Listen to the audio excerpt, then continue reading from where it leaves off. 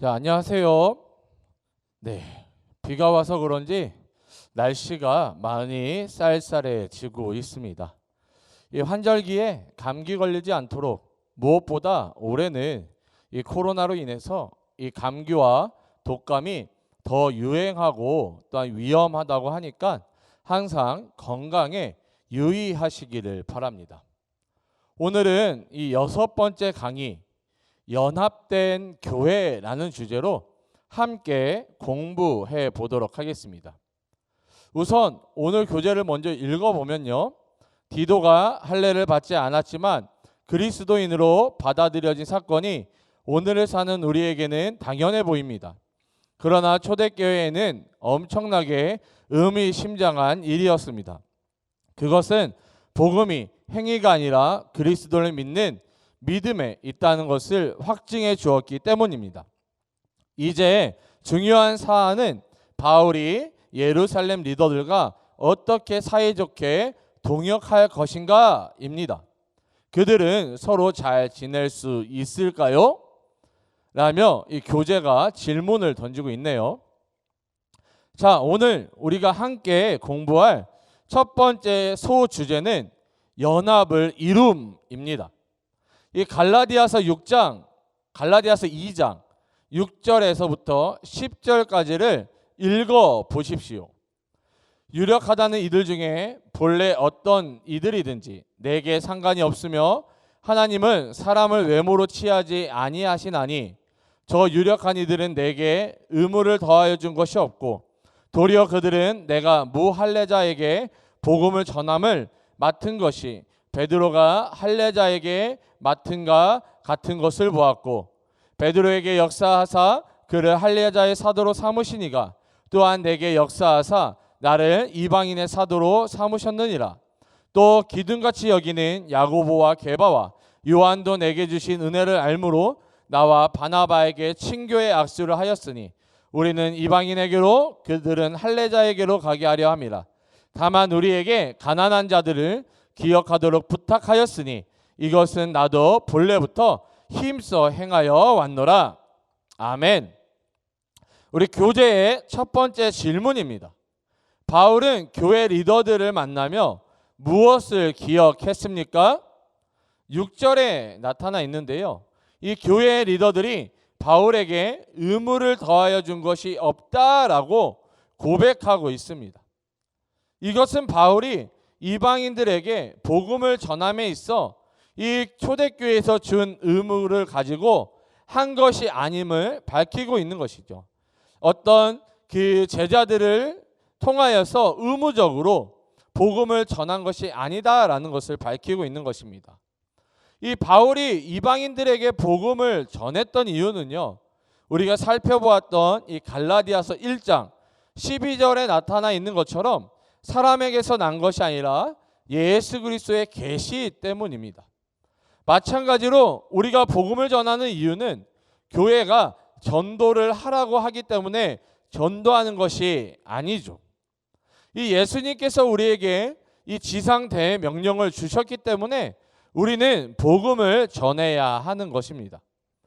예수님께서 주신 지상 대명령인 마태복음 28장 19절에서 20절을 읽어보면 그러므로 너희는 가서 모든 민족을 제자로 삼아 아버지와 아들과 성령의 이름으로 세례를 베풀고 내가 너희에게 분부한 모든 것을 가르쳐 지키게 하라. 볼지어다 내가 세상 끝날까지 너희와 항상 함께 있으리라 하시니라. 아멘. 우리가 언뜻 이 마태복음 28장 19절 20절을 읽어보면요. 이 주동사로 쓰인 단어가 어떠한 단어로 여러분 생각되십니까? 이 보통은요. 가서라는 동사가 이 주동사라고 이야기를 하는데요. 이것은 우리가 원문을 살펴보면 확실히 알 수 있습니다. 이 헬라어 원문을 살펴보면요. 이 가서라는 동사가 주동사가 아니라 제자를 삼아라는 것이 예수님께서 주신 이 지상 대명령의 주동사입니다. 다시 말해 예수님께서 우리에게 주신 지상 대명령 가운데 핵심은 모든 민족을 제자 삼는 것이다 라는 것이죠. 제자를 삼기 위해 가야 하는 것이며 제자를 삼기 위해 성령의 이름으로 세례를 베푸는 것입니다. 또한 제자를 삼기 위해 모든 것을 가르쳐 지키게 하는 것이죠. 자, 그러면 제자를 삼는 방법은 무엇입니까? 바로 예수 그리스도의 복음을 전하는 것이죠. 예수 그리스도의 복음을 전하여 듣게 함으로 그들이 고백하고 영접하도록 하는 것이 바로 제자를 삼는 것입니다. 다시 말해 이 사도들과 이 바울은 이 복음을 전함에 있어 누군가가 의무감을 주었기 때문에 복음을 전하는 것이 아니라 예수님께서 명령하셨기 때문에 복음을 전했던 것입니다. 우리도 마찬가지로 예수님께서 복음을 전하라, 제자를 삼아라 명령하셨기 때문에 복음을 전하고 전도해야 하는 것입니다. 자, 그럼 교재에 나타나 있는 이 두 번째 질문을 살펴보도록 하겠습니다. 두 번째 질문입니다. 교회 리더들은 바울과 그의 사역에 대해 무엇을 깨달았습니까? 이 6절부터 8절을 통해 알 수가 있는데요. 베드로가 할례자에게 복음 전함을 맡은가 같이 이 바울은 무할례자에게 복음 전함 맡은 것을 알았다, 또한 알고 깨달았다라는 것입니다. 그런데 여러분, 지금 이 갈라디아서가 쓰여진 이 시간적인 배경을 잘 이해하고 넘어가야 합니다. 만약 이 갈라디아서가 이 초대교회 초기에 쓰여졌더라면 이 바울의 사역을 이 제자들이 이해하지 못했을 수도 있습니다. 그렇기 때문에 하나님께서는 이 고넬료라는 이방 사람을 이 베드로를 통해 구원하게 하심으로 이 하나님의 구원이 유대 민족에게만 해당되는 것이 아니라 이방인에게도 하나님의 구원이 있을 수 있음을 깨닫게 해주신 것이죠. 그렇기 때문에 바울이 이방인들에게 복음을 전하고 이방인들이 예수 그리스도를 나의 구주, 나의 하나님으로 믿고 구원받았음을 인정할 수 있었던 것입니다.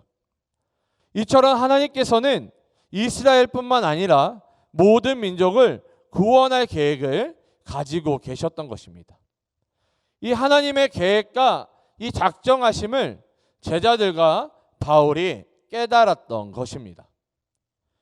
이 교재를 읽어보면요, 갈라디아서 2장 7절부터 10절에서 교회사 속에 중대한 순간을 엿볼 수 있습니다. 복음 전파자들 간의 연합이 이루어지고 있습니다 라고 쓰여져 있네요. 자, 계속해서 세 번째 질문입니다. 여기서 연합이 어떻게 표현됩니까? 이 교재를 계속해서 읽어보면요, 본문에 나타난 연합은 다른 것을 희생시켜서 얻은 연합이 아니었습니다. 복음의 진리를 중심으로 한 연합입니다. 연합은 소중하지만 진리를 희생시킨 대가로 얻을 수 없습니다.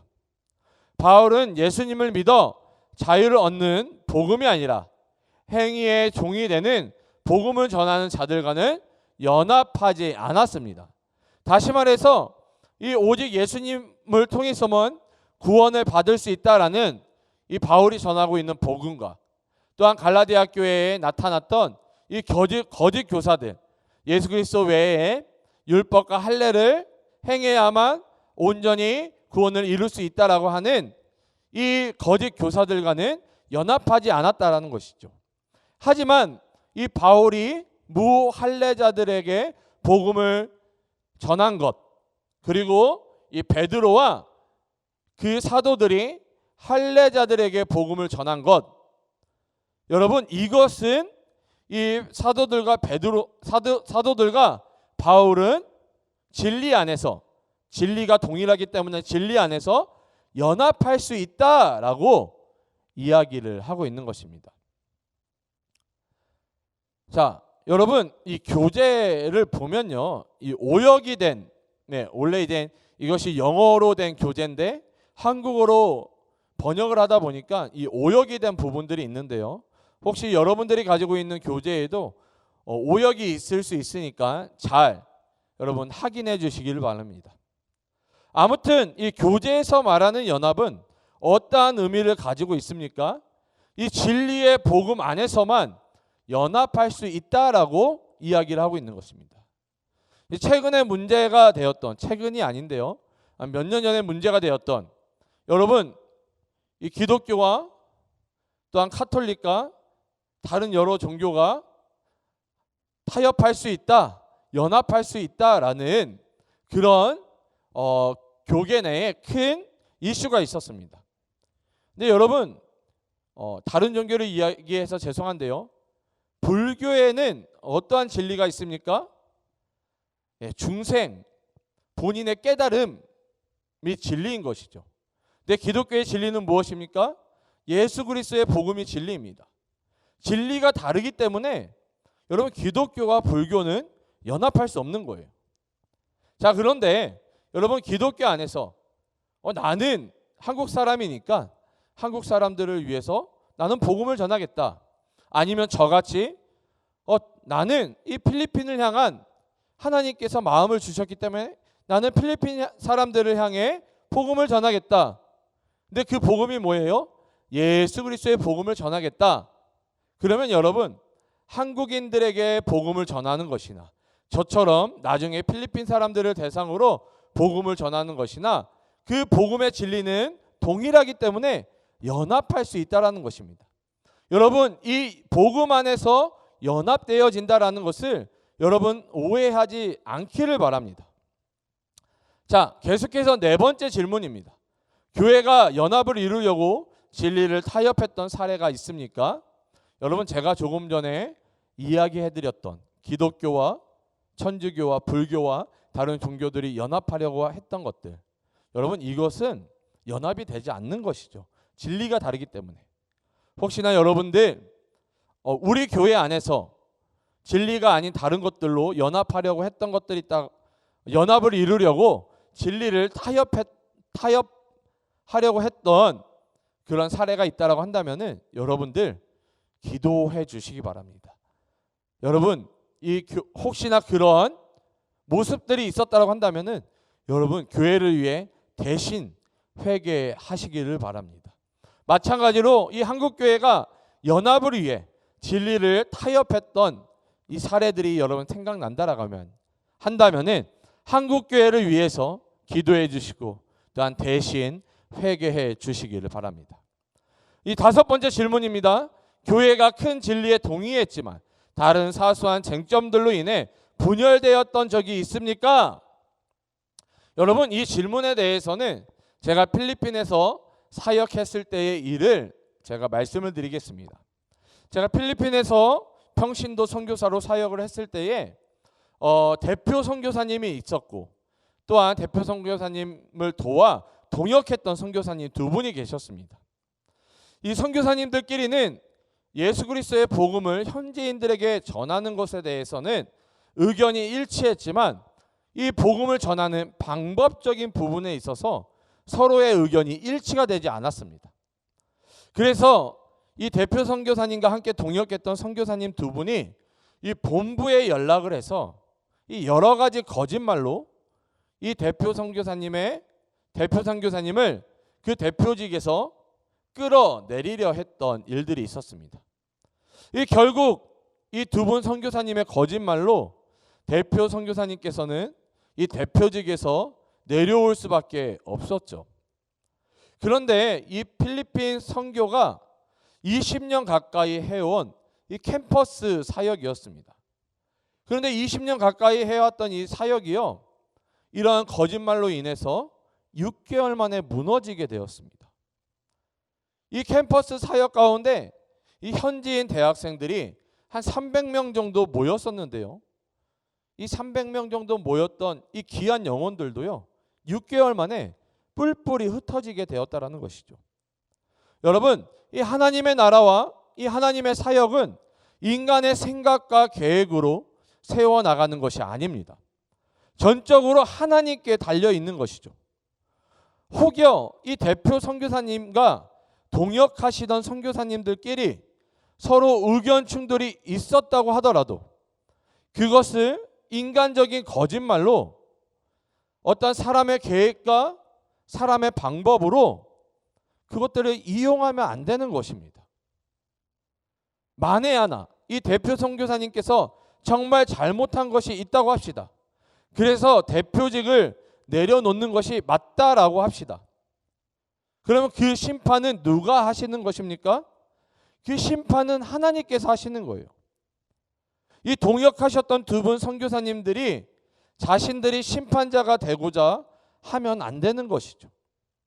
그렇기 때문에 하나님께서는 이 하나님의 사역을 이 두 분 선교사님에게도 맡기시지 않았던 것입니다. 오히려 하나님께서는 20년 동안 정말 힘들게 이끌어왔던 이 사역의 문을 아예 닫아 버리셨던 것이죠. 우리가 하나님의 사역을, 이 교회를 인간적인 방법과 우리가 심판자가 되어 무언가를 하려고 하면 하나님께서는 더 이상 우리에게 하나님의 일을, 하나님의 사역을 맡기지 않으십니다. 우리들이 이것들을 꼭 기억하시면서 우리가 섬기는 교회와 또 목회자들을 위해서 기도해 주시고 더 열심으로 여러분 섬겨 주시기를 여러분 간곡히 부탁드립니다. 계속해서 우리가 살펴볼 두 번째 소주제는요, 복음 전파의 계획 수립입니다. 자, 교재를 읽어보면 바울이 이방인 선교를 계속하는 동안 예루살렘 교회는 복음을 유대인들에게 전하는 데 초점을 맞춰야 한다고 의견을 모았습니다. 자, 교재에 나타난 6번째 질문입니다. 예루살렘 교회 리더들은 바울에게 무엇을 요청했습니까? 자, 10절에 나타나 있는데요, 가난한 사람들을 기억해 달라라는 것이었습니다. 사실 교회가 해야 할 가장 큰 사역은, 가장 중요한 사역은 복음을 전하는 것입니다. 자, 그런데 복음만 전하고 이 복음을 듣는 자들의 삶에 관심이 없다라고 한다면요, 우리들이 전하는 복음의 영향력은 그렇게 크지 않을 것입니다. 사실 초대교회 시대 때 예수님을 믿는다는 것은 큰 결단이 필요했습니다. 왜냐하면 로마에서는 이 황제를 신으로 인정하고 고백하도록 했기 때문입니다. 그런데 그리스도인들이 이 로마 황제를 신으로 인정할 수 있어요, 없어요? 인정할 수 없는 것이죠. 또한 신으로 고백할 수도 없는 것입니다. 자, 로마 황제를 신으로 인정하지 않고 고백하지 않으면요, 어떻게 되냐면요, 이 길드라는 것이 있는데 길드에 들어가지 못합니다. 자, 길드에 들어가지 못하면요, 경제 활동을 전혀 할 수가 없어요. 다시 말해 황제를 신으로 인정하지 않고 오직 하나님만을 유일한 신으로 인정하고 고백하는 이 그리스도인들은 길드에 들어가지 못해 경제 활동을 전혀 할 수 없었던 것입니다. 자, 그렇기 때문에 구제 사역이 초대교회 시대 때에는 굉장히 중요한 사역이었던 것이죠. 그렇기 때문에 예루살렘 교회의 리더들이 바울에게 이 가난한 사람들을 기억하고 돌보아 주라는 부탁에 이 바울은 이전부터 힘써 행했던 사역이다라고 말하고 있는 것입니다. 자, 이어서 7번째 질문입니다. 유대인들의 교회들은 바울이 이방인 지역에 세우는 교회들보다 훨씬 더 가난했습니다. 그 이방인 교회들이 가난한 사람들을 기억하는 것이 특히 중요했던 이유는 무엇이라고 생각합니까? 여러분, 예수님께서 십자가에 못 박히신 이유가 무엇입니까? 어떠한 죄목으로 예수님을 고발했습니까? 자, 신성모독으로 유대인들이 예수님을 고발했습니다. 그렇기 때문에 유대인들이 예수님을 나의 구주, 나의 하나님으로 인정하고 고백하는 것은 이 회심하지 않은 유대인들 입장에서는 신성모독에 동참하는 것과 마찬가지라는 것이죠. 자, 바울이 회심하기 이전 이 사울이 이 회심한 유대인들을, 자, 그리스도인들이 된 유대인들을 잡으려고 했던 이유도 신성모독한 자를 따르고 섬기는 것이 가당치 않은 일이기 때문에 이 사울은 회심한 그리스도인들, 그 유대인들을 잡아 죽이기까지 했던 것입니다. 여러분, 이 회심한 유대인들은요, 아마 가족들에게 버림 당했을 것입니다. 또한 공동체에서도 버림을 받았기 때문에 이 교회의 구제 사역이 절대적으로 필요했던 것입니다. 제가 필리핀에서 선교 사역을 하면서 경험한 것입니다. 자, 오지섬에 들어가 이 선교를 했을 때 경험한 것인데요. 이 주일이 되었는데 이 사람들이 이 예배에 모이지 않는 것입니다. 그래서 왜 사람들이 예배에 모이지 않냐라는 질문을 했죠. 그러자 여기에 사는 사람들은 이른 아침 바다에 나가 하루 먹을 양식을 잡아온다라는 것입니다. 만약 바다에 나가지 않으면 하루 먹을 양식이 없기 때문에 가족 전체가 굶을 수밖에 없다라는 것입니다. 자, 여러분, 우리가 이 복음을 전하는 것이 너무나도 중요합니다. 그런데 이 복음을 들을 이 사람들이 신앙생활을 할 수 있도록 도와주는 것도 굉장히 중요하다라는 것이죠. 오지섬에 살고 있었던 사람들이 이 먹고 사는 문제로 말미암아 예배를 드리고 싶어도 드릴 수 없는 상황이었던 것입니다. 자, 그러면서 하나님께서 저에게 한 가지 생각을 넣어주셨는데요. 자, 저들에게 복음을 전하는 것이 너무나도 중요하다. 하지만 저들이 제대로 된 교육을 통해 제대로 된 일자리에 취업을 하고 또한 예배할 수 있도록 상황과 환경을 만들어주는 것도 중요하다라고 깨닫게 해주신 것이죠. 그래서 제가 나중에 이 필리핀으로 다시 이 평생 선교사로 이 파송을 받아 나가게 되면은 그 오지섬에 학교를 세워야겠다라는 그 비전을 하나님께서 주셨습니다. 그래서 계속해서 제가 기도하며 준비하고 있습니다. 자, 여러분들도 함께 기도하심으로 이 선교 사역에 저와 함께 동참해 주시기를 이 자리를 빌어 부탁을 드립니다.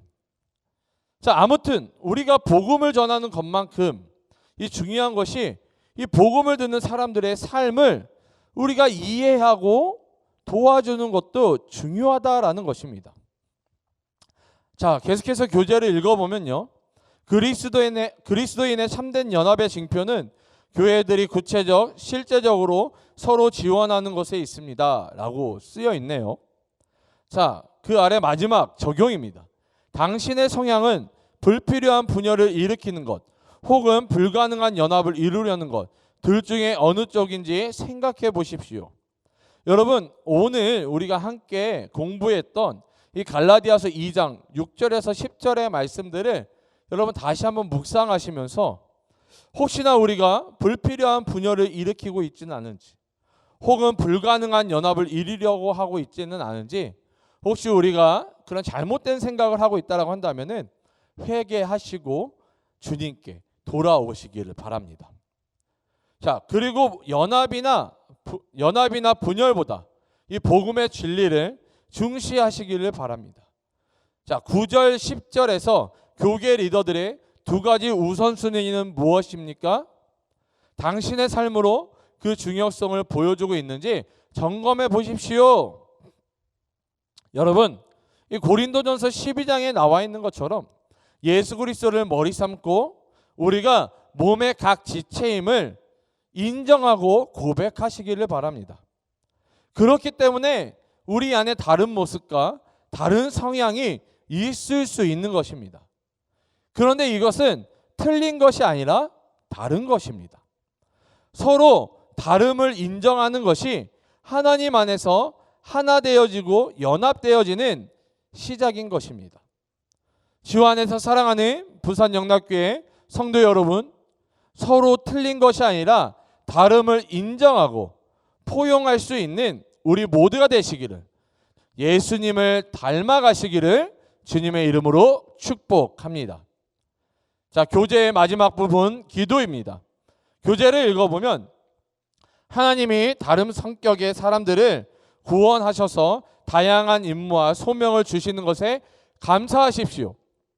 하나님의 백성이 복음의 진리로 연화시켜 달라고 간구하십시오. 특별히 우리가 섬기는 공동체와 교회를 위해 위의 기도 제목으로 중보해 주시기를 바랍니다. 절대로 공동체 안에서 분열과 분쟁이 일어나지 않도록, 거짓이 난무하지 않도록, 사단의 도구로 쓰임받지 않도록 힘써 기도해 주시고 중보해 주시기를 바랍니다. 자, 이상으로 당신을 위한 팀 켈러의 90일 성경 공부 6번째 강의를 마치도록 하겠습니다. 안녕. 오늘 하루도 승리하세요.